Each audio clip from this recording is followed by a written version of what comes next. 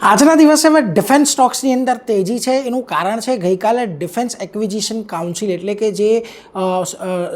સૈન્ય માટે સશસ્ત્ર દળો માટે ખાસ કરીને સાધનોની ખરીદી કરે છે એ કાઉન્સિલ દ્વારા 79,000 કરોડના ઓર્ડરને મંજૂરી આપવામાં આવી છે. હવે સેના માટેની અહીંયાથી ખરીદી કરવામાં આવશે તો જુઓ ગ્રાઉન્ડ બેઝ મોબાઈલ સિસ્ટમ છે, હાઈ મોબિલિટી વ્હીકલ છે, લેન્ડિંગ પ્લેટફોર્મના ડોગ્સ છે, નેવલ સરફેસ ગન છે, એડવાન્સ લાઇટ વેઇટ ટોર્પિડોઝ છે, નૌકાદળ માટેના નેવલ સરફેસ ગન અને લેન્ડિંગ પ્લેટફોર્મ આ બધાને મંજૂરી ખાસ કરીને મળી ગઈ છે. હવે આ મંજૂરી મળ્યા બાદ આ બધી ડિફેન્સ કંપનીઓને તમને ઓર્ડર મળતા દેખાશે અને એને લઈને આજે તમને નિફ્ટી ઇન્ડિયા ડિફેન્સ સેક્ટર જે છે એ પણ એક તેજીમાં દર્શાવી રહ્યું છે. ભારત ડાયનામિક્સ છે, BEL છે, BEML છે કે પછી કોચિન શિપયાર્ડ જેવી કંપનીઓમાં આજે તમને તેજી ખાસ કરીને જોવા મળી રહી છે કારણ કે આ મંજૂરી મળ્યા બાદ આ બધી જ કંપનીઓને આ બધા ઓર્ડર આવતા દેખાશે એટલે એના પર એક ખાસ નજર રાખવાની છે. આજના દિવસમાં ડિફેન્સ કાઉન્ટર એક તેજી સાથે કામકાજ કરી રહ્યા છે.